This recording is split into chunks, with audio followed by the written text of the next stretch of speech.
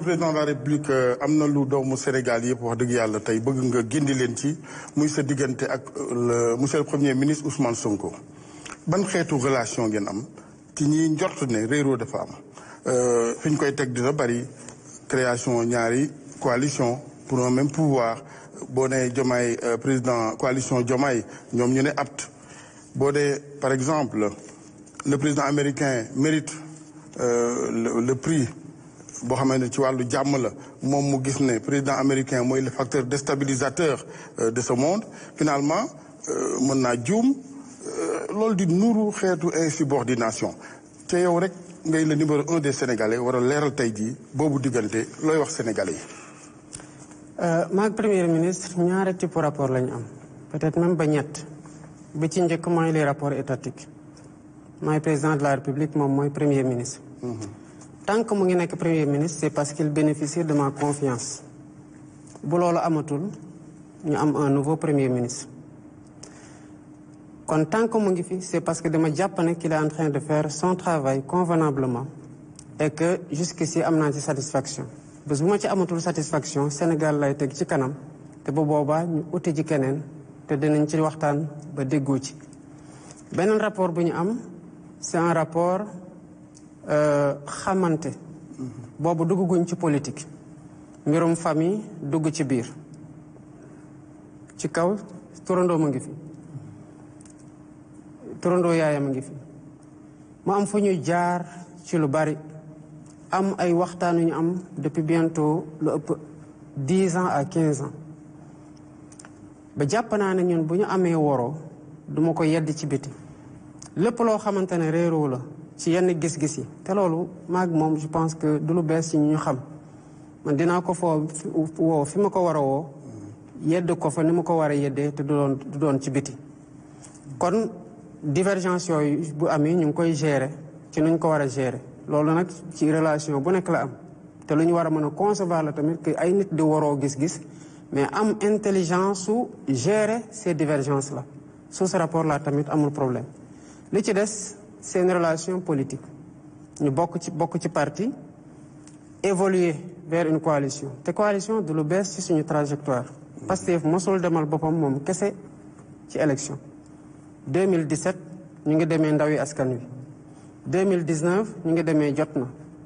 2022 ñu ngi demee yeewu askan wi ñaari yoon ci local yi ak ci législative yi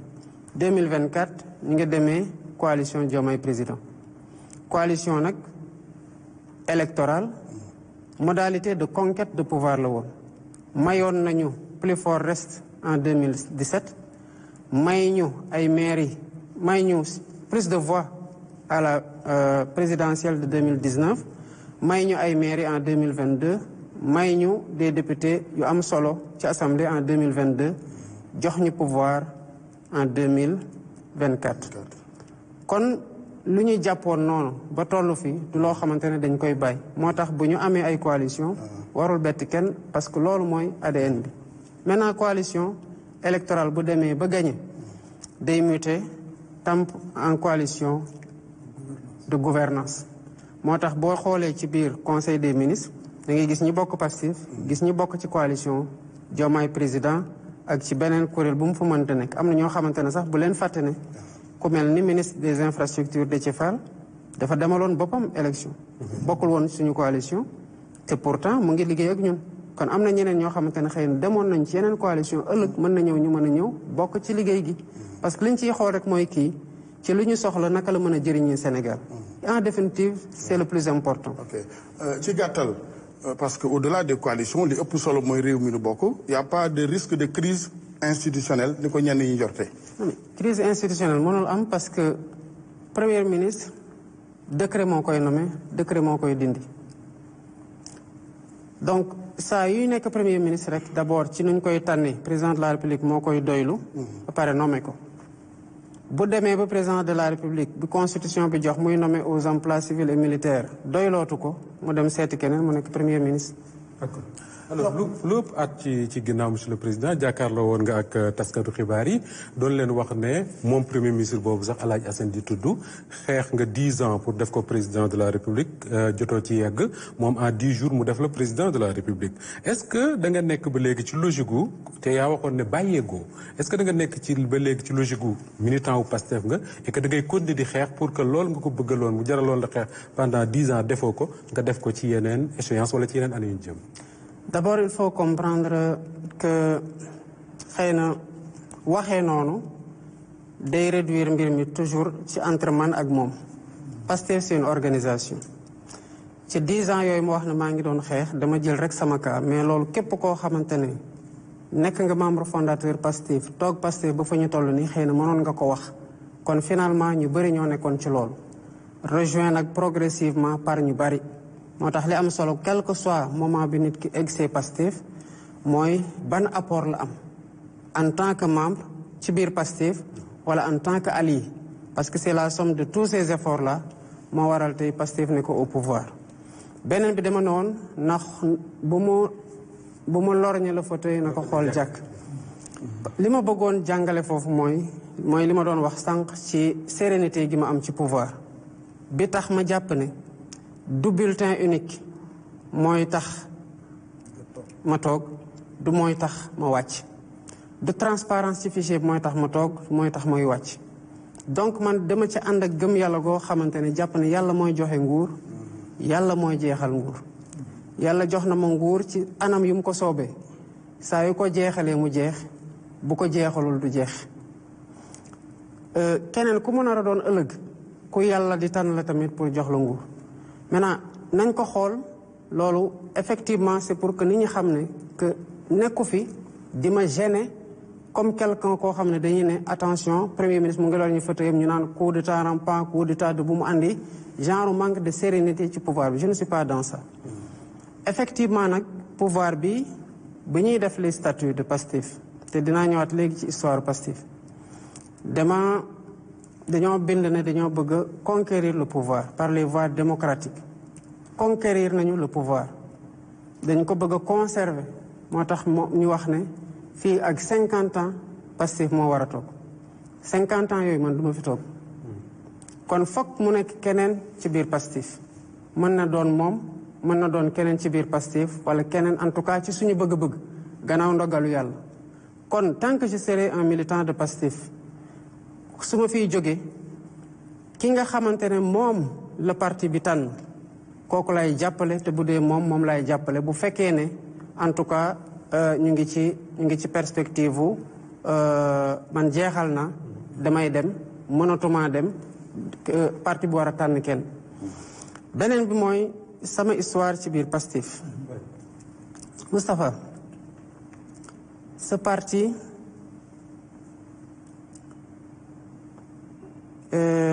dama fekkee ci bu muy juddu ci bu ñu amee xelu def parti politique benn réunion laa raté bi ma ci toogee ba tey wuute waatuma dara ba ñu am ay statut ma bokk ci ñi ko bind am ay couleur ak ay emblème bokk ci ñi ko tànn am devise yàlla def na devise boobu sax le don de soi pour la patrie ci man la ko yàlla inspiré ñu def ko ci parti bi ñu dem ba jamono ñu bëgg def fusion ak taxaw tem ma bokk ci ñu doon liggéeyaat les statuts ñu jóge foofu ñëw ba après les élections de 2019 ñu ne nañu liggéeyaat suñu statut après la fusion ma nekk man képp ku doon bind statut yi pare ci statut yi partagé ko ñu validé ko ma defaat man kenn di bind le règlement intérieur ak la charte de la commission de placement des cartes de Pastef Pastef boo jëlee les mouvements de Pastef tàmbale ko ci mouvement des jeunes maa def comité d'initiative ba installation mouvement des cadres comité d'initiative ba installation mouvement des doomu daara comité d'initiative ba installation mouvement des artisans comité d'initiative ba installation mouvement transporteurs yi man maa commencé woon le comité d'initiative avant ma koy installé yàlla dogal ñu jàpp ma mouvement des femmes amul woon processus comité d'initiative dañu leen woo ci 8 mars ñu ne ñëw bi yombul ñu profitoo ci def installation bi te maa ngi fa woon man maa modéré journée boobu benn mouvement laa installé wul muy le mouvement des handicapés te def ma fekk ñu jàpp ma amul benn programme boo xam ne mos na sotti ci biir Pastef bu ma dugalul sama loxo bu coordonnateur départemental yu ñëwee fii di ndogu si ku mën nuyu jaar naa sa loxo jaar naa sa tur te au delà de yow xam naa ñan ngay liggéeyal ci fi nga nekk kon sa parti je l'ai bâti de ma main en toute humilité ànd ci ak les patriotes à tous les étages du buñ may jàngal waaye yàlla def na ñu xeex ci bu ñuy def l'assemblée générale de Pastef dafa ko université mottali ko ay étudiants man la yàlla dogal ñu nee ma Diomaye defal la feuille de route du comité de pilotage provisoire janvier 2014 décembre 2014 la ñu waroon dem congrès maa ko def man kese maa ko présenté man kese ñu ne parti bi dañu am déficit de notoriété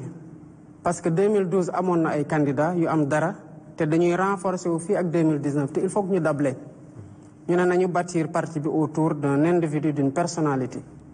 ñu jox ko président Ousmane Sonko mu def ci liggéey ju mat mucc ayib am ci mérite particulier mat liñ ko doon doy il faut reconnaître à chacun son mérite Pastef nag dem nañu ba jëmi jamono parce que maa ngi fàttaliku bu ñuy def la présentation du livre Solution pour un Sénégal nouveau man mii lañ tegoon ci sama loxo l'organisation de cette cérémonie de bout en bout ma ànd ceeg ñoom El Malick ak ñeneen pour ñu motali ko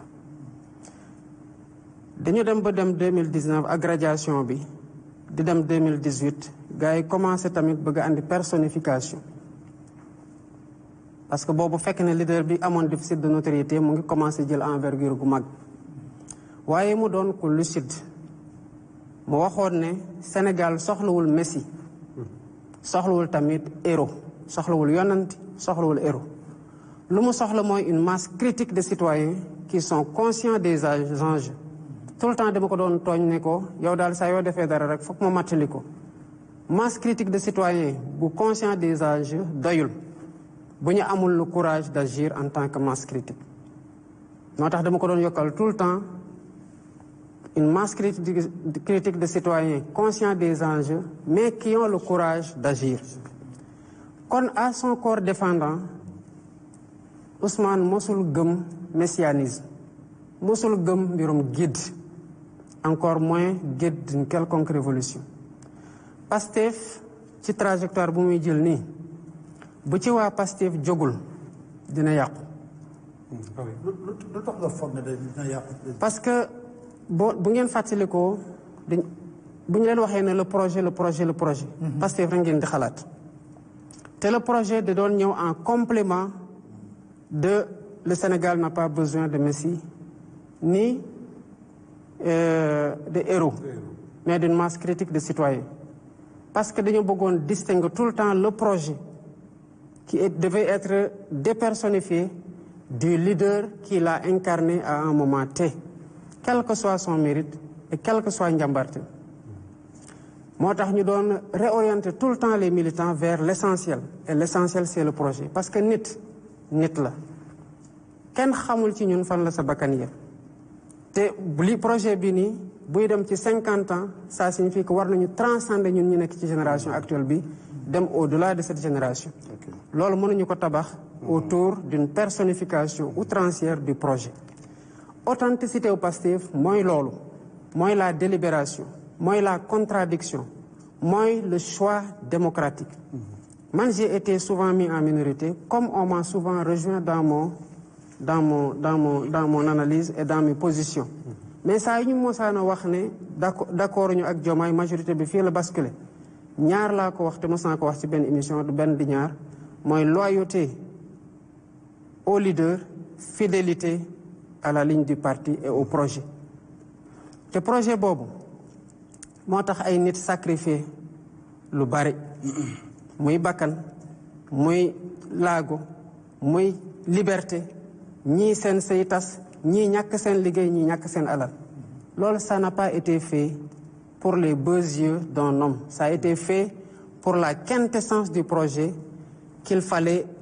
protéger à travers la personne qui l'a incarné. Mais on doit toujours tenir à distinguer le projet des différentes personnes qui l'ont incarné. La preuve, moi j'ai été un secrétaire général. Avant d'être secrétaire général, j'ai été coordonnateur du mouvement des cadres. Avant d'être coordonnateur du mouvement des cadres, je n'ai pas occupé de fonction. Mais bi ma occupé fonction bi yëpp ku ne xam na sama liggéey la woon parce que tous les mouvements yi ma la wax ni man maa ko installé bi ma koy installé je n'avais aucune fonction dans le parti ci lu ëpp jusqu'en septembre 2018 date de l'installation du mouvement des cadres kon les mouvements yi ñu installé avant les jeunes les enseignants les femmes bi ma koy installé di ko initier et jusqu'au mouvement des cadres je n'avais pas de fonction. Mais tey nekkatuma secrétaire général et ce rôle-là doit être continu ëllëg tel que suñu statut yi duñ ko waxee ni bu yàlla dogaloon Sonko nekk comment ça s'appelle président de la République en fait dafay décharger wu de ses fonctions de président du parti bu boobaa le parti devra se choisir un président qui doit avoir la même stature ba pare incarner le projet kon les cadres qui comprennent cette logique, cette authenticité de Pastef.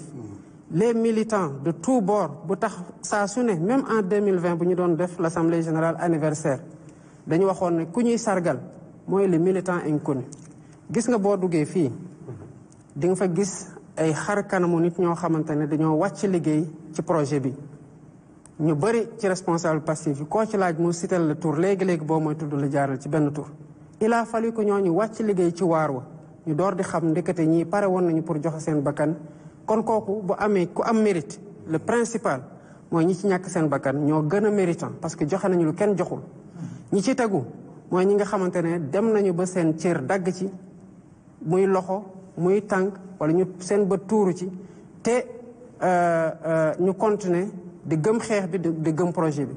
Gis nga ko bokkal ci ñaari catégorie gi xamal ne yaa ngi ci gannaaw. te kon am na lu la fete ci kaw mooy lan moo taxoon sénégalais yi di xeex ñëw jàppale ñu ba ñu jël pouvoir bi c'est parce qu'ils croyaient en un idéal c'est cet idéal-là qui doit triompher devant toutes les ambitions personnelles tant qu'elles ne sont pas alignées à ce projet te loolu c'est le défi de Pastef que les gens de Pastef doivent défendre pour que le parti garde son authenticité. Monsieur le Président foofu laa bëggoon laaj la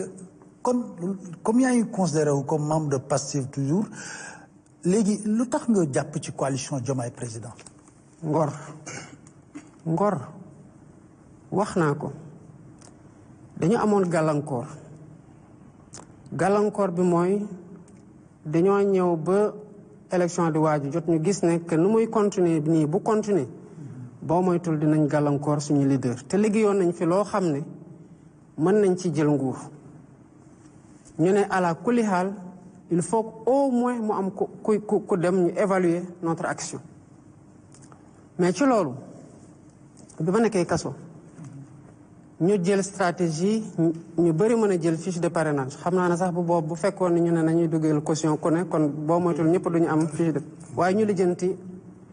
ay avant parrainage bi ay récépissé yu bari li njëkk a am mooy man kaso laa nekkoon ñi fa nekkoon ci biti ñoo njëkk a jël les récépissés yi jeex amoon récépissé comme ku mel ne El Malick am na lu ko manqué loon ci récépissé loolu beneen wax la toujours est-il que Amadou Ba est allé voir Déthié Diouf de Vision pour ñu mën a récupérer d'abord dans un premier temps une fiche de parrainage ensuite ñu ne benn récépissé